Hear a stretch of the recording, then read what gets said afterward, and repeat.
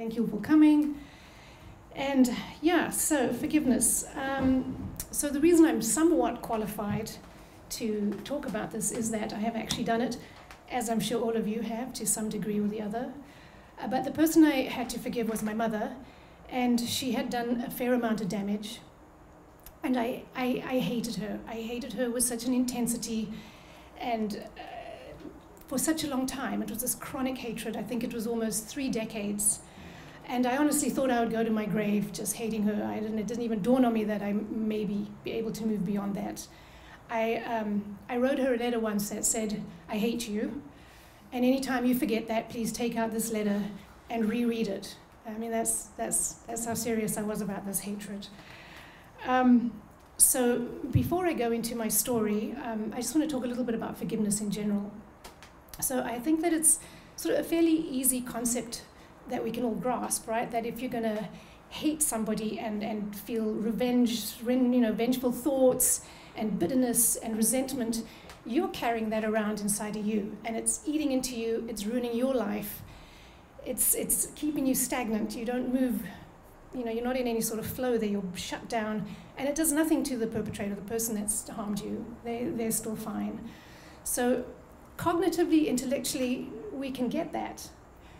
But emotionally, it's a completely different story, right? Because your heart is in this. So it's fairly complicated, and it's a journey. It's not a singular event, it's a process. And sometimes it's an ongoing process. And when you're still in a circumstance where you're still being abused, it's usually very difficult to get to forgiving when you're still in it. If you're in the midst of a bitter divorce, or if you have a boss that's just mean to you every day, it's really hard to step into forgiveness at that point. Usually you have to have the event end before we can move to that point. So Kat actually pointed out to me that when Jesus was being put on the cross, he went straight to forgiveness and said, "Father, forgive them, for they know not what they are doing." I think for most of us, we don't have that incredible generosity of spirit, especially under extreme circumstances like that. But wouldn't it be lovely if we all could? So forgiveness is not condoning. It's not saying what you did was okay. When you forgive someone, what they did was not okay, and once you've forgiven them, it's still not okay what they did. It's not condoning it. It's not reconciling. It doesn't mean you have to now go and be with this person. You may never have to see them again. You don't even have to voice your forgiveness to this person. And sometimes if you are sort of self-righteously forgiving someone, even if they haven't asked to be forgiven, that's really manipulating and just trying to make them feel guilty, and that's not real forgiveness either. So I think the main emotion involved in forgiveness is love. And I'm going to describe it as this little love valve that you have in your heart, right? So if somebody hurts you and harms you, you immediately, those walls go up and you switch that valve off and no more love for you. But unfortunately, when you do that, it's also no more love for me because you've turned it off. So you're disconnecting from yourself in that moment.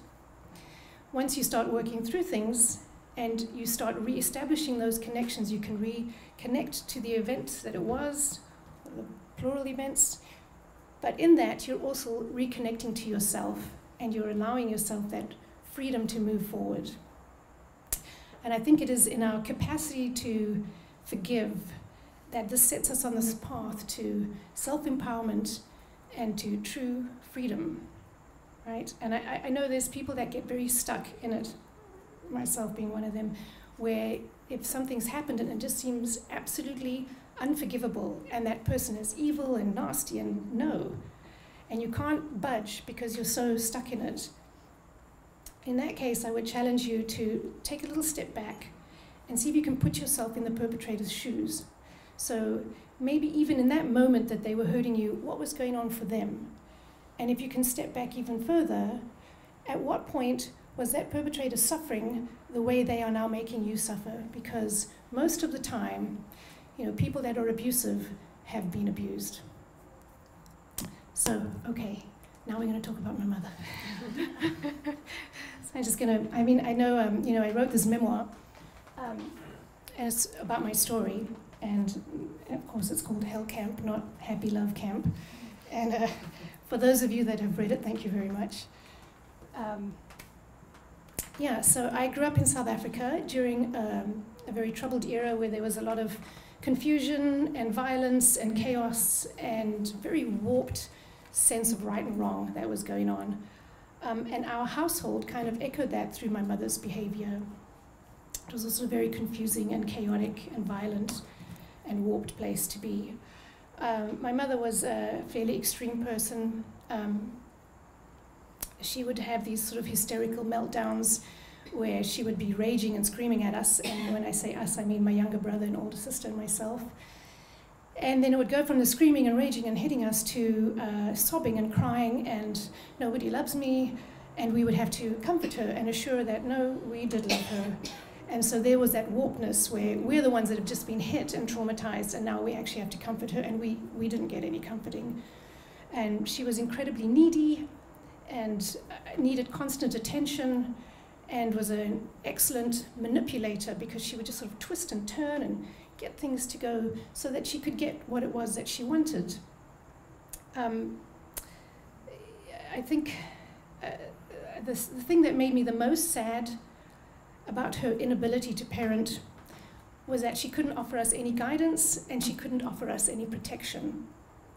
So when I was 9 years old, my grandfather, which is my mother's father, molested me, and I didn't understand it. I didn't know what it was, and I just knew that I felt deeply ashamed by it. And I finally plucked up the courage to tell my mother, and she laughed, and she said, he did that to me when I was young too. He was always trying to do that. So my sister, who was 11 at the time, she came and said to me, well, just don't ever be alone with him. Make sure you don't, stay safe. So here I'm getting parented by my sister who's only 2 years older than me. It was, when I became a teenager, then things sort of escalated because now we're throwing alcohol in the mix and now everyone's kind of getting more and more crazy and the country's getting more and more crazy. And, there were several incidents that I wrote about in my book that I actually can't actually voice, and to this day I can't voice them because it's too difficult. It's easy to write them because I realized I don't have to see your face as you read it, and I don't think I could tell it to you, and I just couldn't do it. Anyway, suffice it to say that I just knew that when I was around my mother, I felt like I couldn't breathe. I felt like she sucked up all the space, and I had no space, and I know I got to get out of here as soon as possible. So by the time I was 16, I left home, I left school, and I was out. And I lived in boarding houses and with various boyfriends and hotels and wherever I could. And by the time I was 23, I fell pregnant from someone that I didn't really know and who I didn't really plan on getting to know. But I had my daughter, Samantha, who I love very much. And by the time she was 2, South Africa was absolutely exploding, and the violence was through the roof. There was gunshots all the time, every night, and it was just, I'm like, well, I think I have to leave. I don't see a future for myself or my daughter. So because I'm on a British passport, I went to England, and my mother came along. So now I'm in London, and I'm living with my mom again, and things didn't go well. And after a year, I was just absolutely miserable. I'm like, okay, well, I can't go back to South Africa, and I can't stay in England. So I told her I'm taking Samantha, and we're going to go live in America. And she said, well, you can't go to a country where you don't know anybody, and with a 2.5-year-old kid, like, it's just not going to work. So part of me knew, yes, that's a terrible idea, and part of me knew, but I know who you are, and I don't want to leave my child with you. So I sort of weighed it up, and I went, okay, I'm just going to do it. So I left Samantha with my mother, and I came to America, and I got myself organized as quickly as possible. And within 4 months, I had a job, a car, a place to stay. I had a school for Samantha. So I phoned my mom, and I said, okay, I'm coming to get Samantha. And by the time I landed at Heathrow Airport, she'd already placed a restraining order against me, and she had gone into hiding. And I had no idea where they were. And my mother had also inherited quite a vast sum of money at that point. So I knew she could actually go anywhere in the world. She could take Samantha, she could be gone, and I would never find her. And I had put Samantha on her passport, so she could legally take Samantha anywhere. And I don't know if any of you have ever had a child go missing, but it's an incredibly brutal feeling. I felt like there was ants, millions of ants just crawling on your skin, and you actually can't be in your skin. It feels like your skin, it's a horrible feeling. And so if you think I hated my mother before, you got to know that now I hated her to the point that I wanted to harm her. Now I'm starting to have these visions of just physically attacking her and doing mean things to her. But so I got some legal aid and managed to get everything sorted out. And I finally got permission from Her Majesty's Court, because we're in England, to bring Samantha to America. So off I come, and now I'm here in America. I have my daughter, and I have my new life, and everything is great, right? No. Because all that rage and anger and everything that I'm feeling is, I'm from here to my feet full of that stuff. And I haven't processed anything. And I don't even know that I'm supposed to process, like I don't know this. All I know is that within the year I start having crazy panic attacks. And then I start having these horrible hysterical meltdowns that just remind me of my mother, and I go, oh. And then I'm crying, and I'm crying and crying, and I feel like I've lost control of my emotional self, and I don't even know why I'm crying. And I remember phoning my sister and saying, I can't stop crying. And she said, maybe you want to try some therapy. You're like, oh, good idea, all right? So I found a lovely lady called Kathy, and I started going for therapy twice a week, and I actually went for 7 years. And I'm pretty sure that it was in the first 5 or 6 months that she said, Nikki, you have to forgive your mother. And I was like, oh, like it didn't, that's not gonna happen. I'm like, you teach me to be a better parent for Samantha, teach me to be better for myself, but I can't, like I just can't go there. So she gave me several books to read on it, and I remember actually opening the book and reading the paragraph, like first paragraph, and going, read it again, And then I would feel this like frustration and aggravation, go, this is crap, like this, they don't know, they're not me, they don't know my situation, this book doesn't pertain to me. And I actually couldn't absorb it. And I think that's the amazing thing too. I feel if you're not ready, it's actually like gibberish. It's just like, because I was too deep in my hurt and hate still to let it go. Anyway, then my mother said she would like to come and visit, because Samantha was her only grandchild. And of course, at first I'm like, hell no, go read that letter I wrote you. But I realized that Samantha didn't have any family either, and this was her grandmother. So I'm like, for my daughter's sake, I'm like, all right, you can come, but don't expect much from me. So I'm going to read you a little bit from my book. This was after her first visit. So I said here, I hated her. I simply detested her. I loathed her entirely. She stole my air, my voice, my intentions, my being. And what really freaked me out was that she stole my desire to have Samantha. Because if I didn't have a child, my mother wouldn't be here ruining my life. It's not that I didn't want Samantha, I didn't want my mother. Let me repeat that. I didn't want my mother. Help, help, get her off me. I'm drowning under her weight. I'm collapsing from the burden of her. I'm suffocating. My mother stayed for 3 months, and by the time she left, I'd lost weight and lost faith, and I would never have control of my own life. And that's, I mean, she was all encompassing for me. I couldn't find my way when she was around. And then I went on to put in an actual diary entry that I wrote after I had driven my mother back. I had driven her to LAX so that she could fly back home. And I said, I lashed out at my mother on the drive to the airport, telling her not to think she can keep coming to the USA. I felt so resentful and wanted to remind her of all the shit that she's done, because she acts like everything is fine, and it sure ain't. And then I drove home feeling horribly lonely and abandoned. My mother left me again without a tear in her eye. I struggle to find a comfort zone in this relationship. Even distance doesn't help. I don't think she loves me, and yet I do. I don't think she's sane, and yet I do. I don't want her near me, and yet I do. It's confusing and exhausting. I wish I had blessed my mother instead of yelling at her. I wish I had said, travel well with love and peace in your heart, and live with courage and honesty. Instead, I said, you don't fucking deserve to visit me here in America. So the travel well quote comes from the movie 7 Years in Tibet.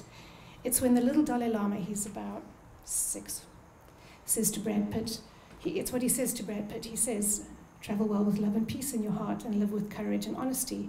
And I remember having a crying meltdown on hearing those words in the film. It was like a part deep inside of me sat up and said, hey, I want that. And that's the thing, you know, we recognize love when we see it. We recognize that generosity of spirit. It speaks to the core of us. And yes, I saw it in the Dalai Lama say, this little kid saying these beautiful words, and I wanted to be able to say that to my mother. So part of me knew I wanted to forgive her, but I still didn't know how. So back to Kathy, more therapy, and we try hypnotherapy, and we do some reparenting programs. She makes me tapes to listen to of her voice, and then we start doing inner child work. And she says, bring in a photo of yourself of when you were young. So I do, I find this little photo of myself, and I bring it in, and she says, look at that photo, and tell me what you think of that little girl. And this is a photo of me at about 9, and I look at her and I go, oof. And I actually feel kind of this revulsion, and I go, I don't like her at all. And up until that point, I had no idea that I didn't like me. I thought it was just my mom. And she goes, why don't you like that little girl? And I realized because that's when I was 9, that's when my grandfather was doing his stuff. And I'm blaming this little girl because she's cute and pretty, and that somehow makes it okay for him to do it. Like I thought it was me, and I didn't blame him, I blamed me. So my therapist said, okay, well, next time bring in a photo of you even younger. So I did. I brought one of me when I was about 6. Same thing, looked at it, what do you think of this little girl? And I said, I like her, I really like her. And she said, okay, if you could say something to this little girl, what would you say? And I said, I would want to travel back in time and tell her I want to come back and I want to save you and protect you. And I felt myself softening towards me, right? Because now I feel protective of me instead of thinking, you know, disgust for myself. I suddenly start feeling love, and I'm opening. And I really get into this inner child work, and I read tons of it, and I all about it. And suddenly I have this shift in perspective where I go, there's a little Niki living inside of me. There's a little Crystal living inside my mom. And that was what did it for me, because from that point on, I started viewing my mother as this little 5-year-old girl. And I know her past, I know what she's been through. And I suddenly realized that she was just this terrified, lonely, desperate little girl. And that all that chaos and everything, all that stuff she had done throughout her life was just this little desperate girl trying to get the love that she wanted, that she never got. And that shift helped me incredibly. And the next time my mother came, I was driving her somewhere, and the sun was going down over the ocean, and I said to her, let's stop and we'll watch the sun go down. And so we stopped and we sat in this park and had this beautiful view. And I suddenly thought, I feel like putting my arm around my mother, which, I mean, I haven't hugged her in ages. And so I do. I put my arm around her, and we just sit there in silence and watch this beautiful sunset. And it was while I was sitting there with my arm around her, I realized I've forgiven her. And it just felt like this huge ton had just lifted off my shoulders. And it's beautiful. And I got to say, that's what forgiveness does for you. And the last lines in my book are, free at last, thank God Almighty, free at last. And that's forgiveness. And that's my story.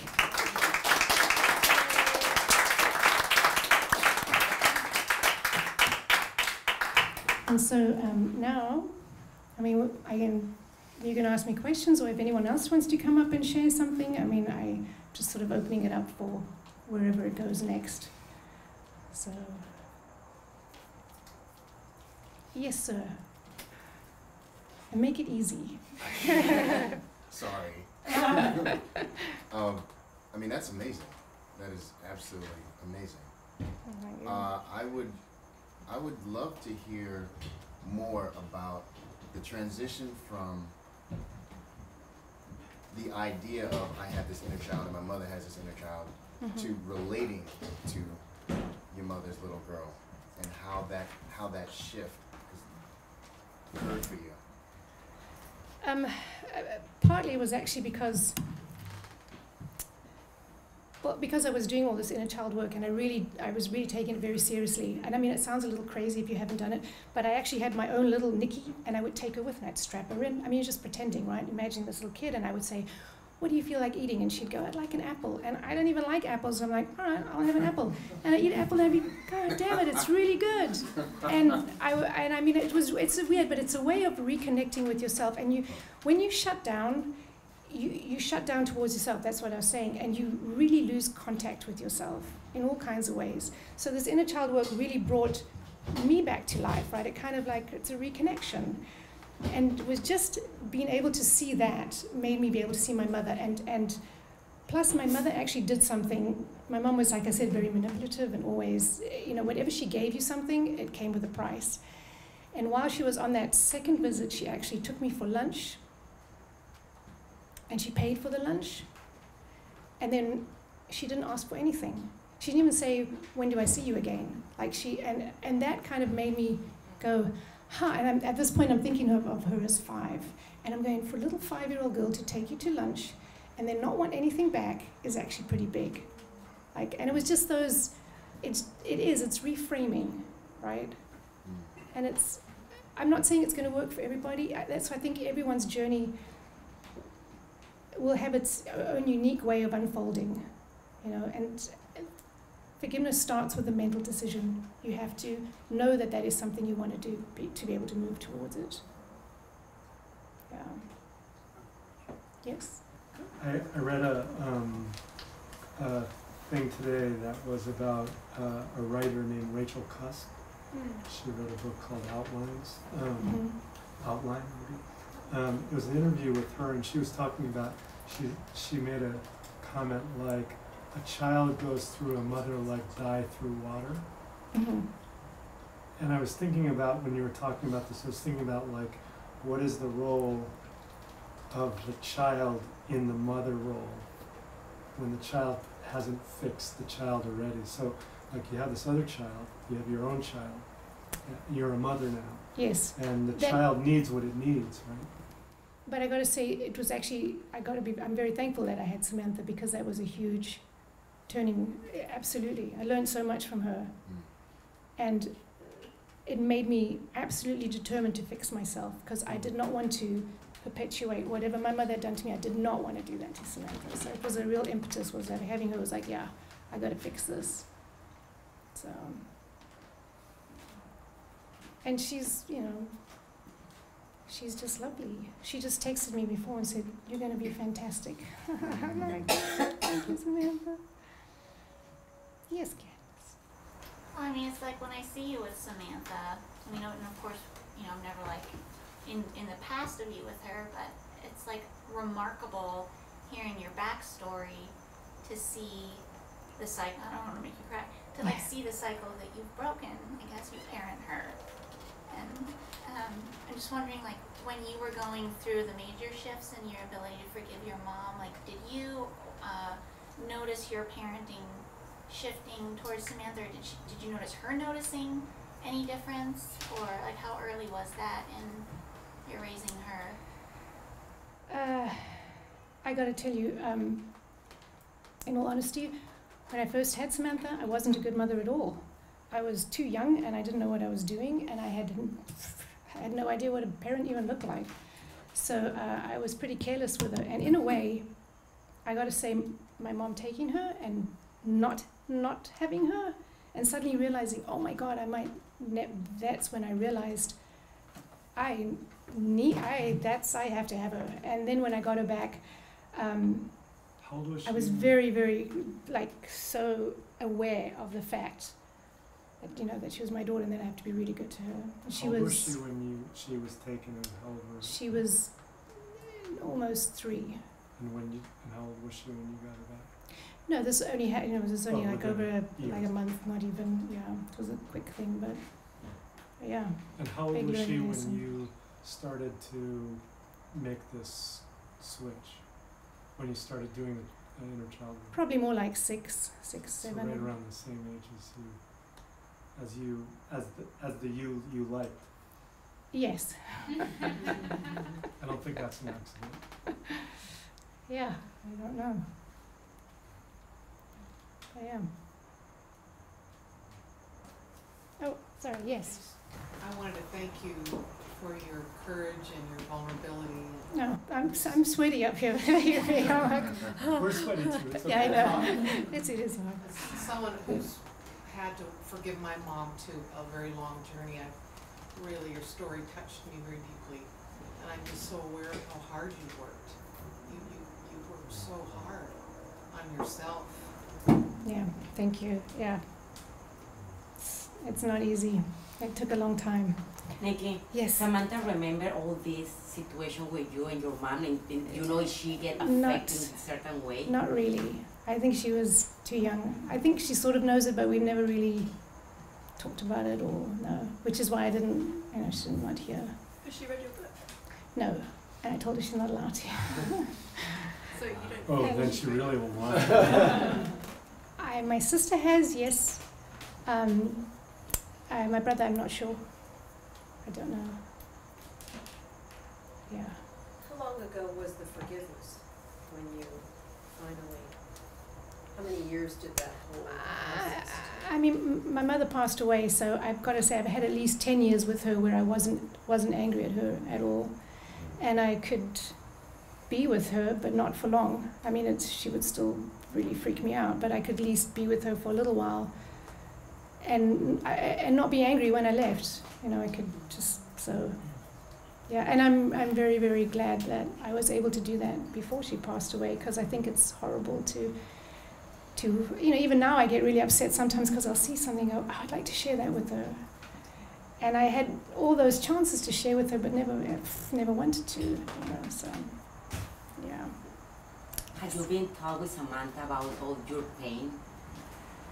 Like all the real situation, like very deep, like how you say today, Samantha's a smart kid, and she saw some of the stuff my mother was doing when we were all together, and she knows, and yeah. So we don't really talk about it though. I mean, she's never asked me anything about it, and if she ever wanted to, she could, but I'll let it come from her. Has she read the book? No. No, I've told her that's one thing. I don't want her to read it because it's not just to do with my mother. It's to do with, I was wild and crazy. And I went way off the tracks and was very self-destructive. And so there's a lot of very inappropriate stuff. And then I don't want her to read that. And it's also her grandmother, and I'm like, there's stuff about my mom, that the stuff I said that I can't actually even voice. Right. Samantha doesn't know that, and I don't want her to know that. There's no need. What part where did writing the book fall into this in the timeline, and how did it help, or had you worked through most of it? Oh my gosh, everyone should write a book. It is very cathartic. It is incredibly cathartic, and it makes things clear, as you move along. So whereabouts was I then? I think. I'd already moved beyond the hate and everything for quite. I tried writing a book probably 10 years before that, and everything came out really ugly. It was just because I was still so. I'm like, no one wants to read that. It's not fun to read. So I had to wait a while. Yeah, but writing a book is very therapeutic. Will you be upset when your daughter does read your book, because she will? Maybe she did. I don't think she will, because she said she's a little. At this point, she feels a little, almost traumatized by it. Some of her friends read it, and they said, Samantha, don't read it. So she said, I'm scared of your book. So maybe, when she's older, maybe she will, but at this point. How old is she now? She's 28. So maybe when she's 48. All right, go ahead. But no, I don't want to read it now. Yes. You didn't mention, I think we put it in the bio, if any of you were able to look at the little bio we made for Niki before this, but your work with the kids in the shelter. just wondering like what kind of Right. role that's had in your own Yes, I process. worked at a crisis intervention shelter for teenagers for 18 years. And of course, the reason I was so drawn to that work is because when you know what it's like to suffer as a kid, you don't want you want to save all the other children from going through that. And most of the people that worked at the shelter had some story as well that they were trying to work through, right? And it helped enormously. I mean, it's also, I learned so much from being at the shelter and from working with those kids. And actually, I'm just about to finish my second book. It's called Helter Shelter, and it's all about the shelter and how I was actually in crisis at a crisis intervention shelter. And I was like sort of saying, okay, you guys should do this, and then I go out and do the opposite. And it's, I was learning from the kids as much as they were learning from me. But yeah, it helped a lot. All right. Are we good? I think we're good. We love you. Thank you. I love all of you too. Thank you so much for coming.